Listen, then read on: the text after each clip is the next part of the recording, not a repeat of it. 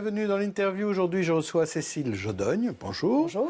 Alors, vous êtes 3e sur la liste régionale de défis. Vous êtes aussi secrétaire d'État au gouvernement bruxellois et aussi ministre de la Santé au sein du gouvernement francophone bruxellois. Et ça, je trouve, on en parle souvent moins. Donc on parle souvent des pompiers avec vous, et on en parlera d'ailleurs, mais beaucoup moins de cette compétence de la santé. Il y a beaucoup de ministres de la Santé en Belgique, et vous faites partie de cette cohorte de ministres de la Santé. Est-ce qu'il ne faudrait pas un peu simplifier ça? Est-ce qu'on a eu raison de donner plus de compétences au niveau régional? Alors, je pense qu'on ne va pas revenir sur la 6e réforme de l'État. Il y a en tout cas une conséquence positive, c'est que cela permet à la région bruxelloise et ici à la COCOF de pouvoir développer une politique de santé, de prévention et de promotion de la santé qui soit plus adaptée à la situation bruxelloise. Nous sommes une grande région avec des spécificités qui ne sont pas les mêmes que celles que l'on trouverait dans une ville du Luxembourg ou de la province de Liège. Et donc, cette adaptation à la situation bruxelloise, aux urgences et aux priorités bruxelloises, c'est une bonne chose. Et un exemple très concret de qu'est-ce que vous avez pu faire ou que vous devriez faire dans les années à venir, si jamais vous continuez, et qui est vraiment très précisément important pour les Bruxellois et pas pour les autres. Alors, dans le cadre du plan de promotion de la santé, on a vraiment mis l'accent, par exemple, sur, de manière transversale, la réduction des inégalités de santé, des inégalités sociales de santé. Il y a des situations à Bruxelles qui sont très difficiles pour différentes couches de la population, et que cette priorité soit transversale dans notre politique de promotion de prévention de la santé est très important. C'est un des exemples. Il y a aussi un réseau associatif très très présent à Bruxelles qu'il convenait de valoriser, de mieux structurer, ce qu'on a pu faire avec donc l'adoption d'un décret et du plan, et ça fait déjà plus d'1 an que c'est en vigueur. Tout ça reste quand même très très fort du jargon politique, parfois un peu bureaucratique. Est-ce que vous pouvez donner des exemples vraiment pour que tout le monde comprenne de quoi on parle, de quel type d'association? Donner des exemples d'associations qui sont aidées et qui doivent être encore davantage aidées. Alors, nous avons un réseau en santé mentale qui fait un excellent travail à Bruxelles, c'est très important. Les maisons médicales sont aussi là. Des associations qui luttent contre la toxicomanie, mais aussi qui accompagnent les toxicomanes. Et nous avons introduit une nouvelle mission, par exemple, pour la réduction des risques. La promotion des attitudes saines, faire plus d'activité physique, manger correctement, là aussi des aspects très transversaux. Il faut donner davantage de moyens pour... J'ai pu augmenter les moyens et ça permet d'avoir un réseau de proximité en matière de santé pour les Bruxellois. Alors il y aura aussi une salle de shoot à Bruxelles, ce qu'on appelle en fait une salle de consommation de drogue à moindre risque.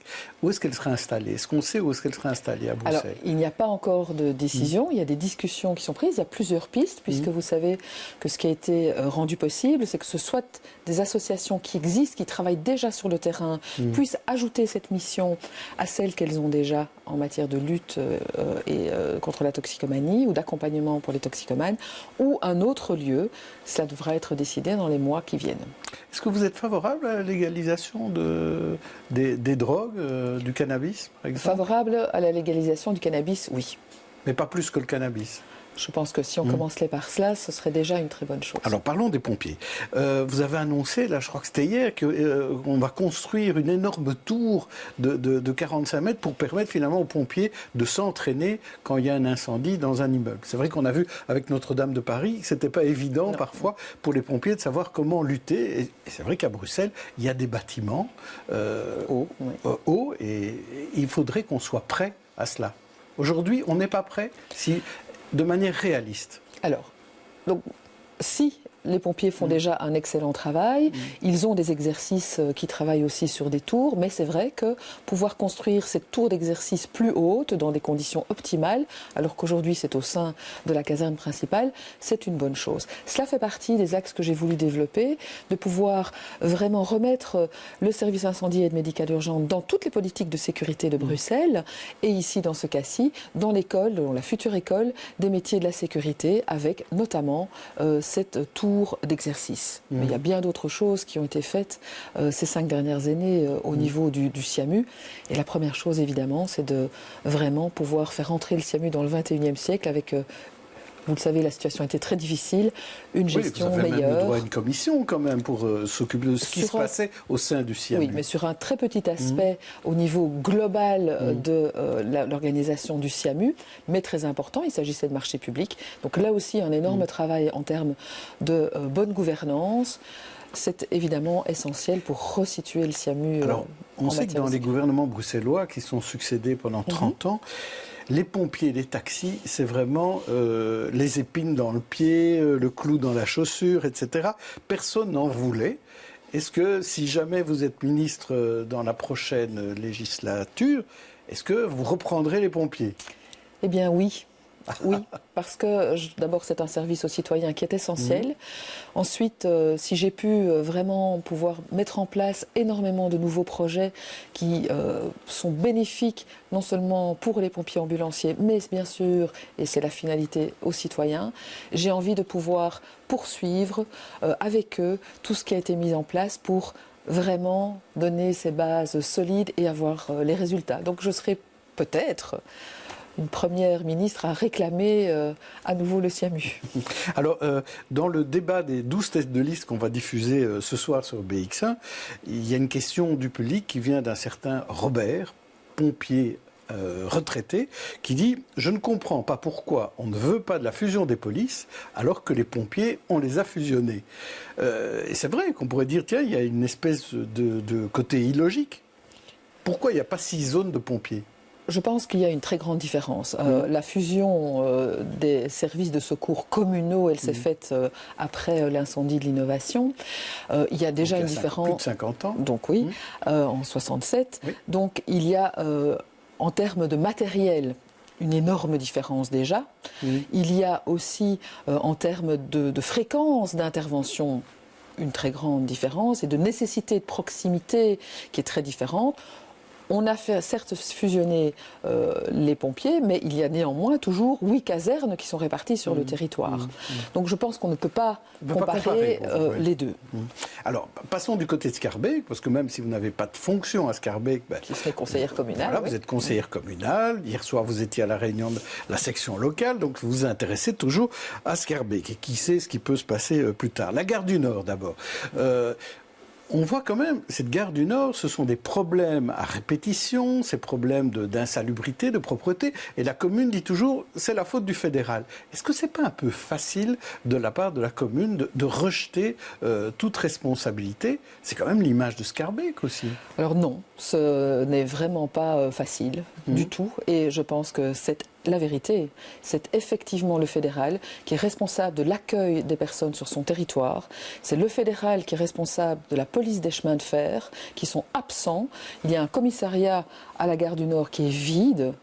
Et c'est donc le fédéral qui doit pouvoir apporter des solutions durables à ces personnes qui sont dans des situations extrêmes. Les déchets, tout ça, toutes ces problématiques-là. Enfin, ça, c'est une conséquence d'une absence de gestion du fédéral que nous subissons, que ce soit les commerçants, les habitants aux environs, la région, les communes, parce que Bruxelles-Ville et Saint-Josse aussi.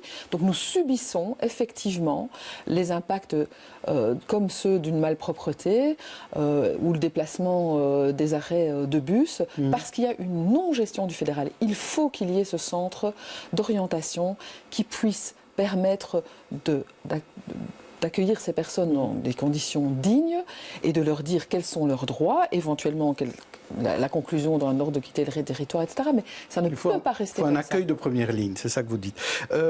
Est-ce que je voudrais vous poser des questions sur les noms de rues, parce que qu'a-t-il de plus urgent à faire à Schaerbeek en matière de noms de rues? Je propose 3 urgences. Inaugurer un square Morane, ce sera fait à 18h. 2. Baptiser une rue Habiba Ahmed, et ça on en parle et on en parlera certainement dans les jours à venir, ou lancer un boulevard Jodogne. Dans ce que vous me proposez là, je vais évidemment dire B, puisque le A, c'est déjà fait, et le C, c'est peut-être un peu tôt, même s'il y a une école qui s'appelle Louis Jodogne. Oui, mais alors cette rue Habiba Ahmed, vous êtes pour? Vous trouvez que c'est une bonne idée? Il faut rendre hommage à ces victimes de ce crime raciste qui a eu lieu il y a 17 ans. Comme vous le savez, nous allons en discuter ce soir, demain soir, et je pense que la discussion sera constructive et ouverte. Alors, à Schaerbeek, il y a aussi aussi un hôpital, l'hôpital Paul Brien. Alors on est en train de revoir toute la structure des hôpitaux dans tout le pays, et notamment à Bruxelles. Quel est l'avenir de l'hôpital Paul Brien? Est-ce qu'il doit rester un hôpital à Schaerbeek? Alors, il n'y a aucun doute là-dessus et il n'y a aucune crainte non plus à avoir. Paul Brien fait partie du CHU Bruckmann, qui lui-même sera un des 4 réseaux bruxellois dans le cadre de la réforme. Le CHU Bruckmann vient d'investir énormément d'argent dans Paul Brien pour le rendre plus moderne, plus efficace, y compris dans son service d'urgence, qui est lié d'ailleurs à ce qu'on appelle un SMUR, donc un service médical d'urgence, donc ces ambulances médicalisées. Il y a un SMUR basé à Paul Brien, donc vraiment, je pense que c'est un peu une tempête dans un verre d'eau que d'imaginer aujourd'hui qu'il pourrait ne plus y avoir d'hôpital à Paul Brien ou plus de services d'urgence à Paul Brien. Merci Cécile Jodeuil, on se retrouve demain avec une autre interview. D'ici là, bonne journée, bonne soirée à tous.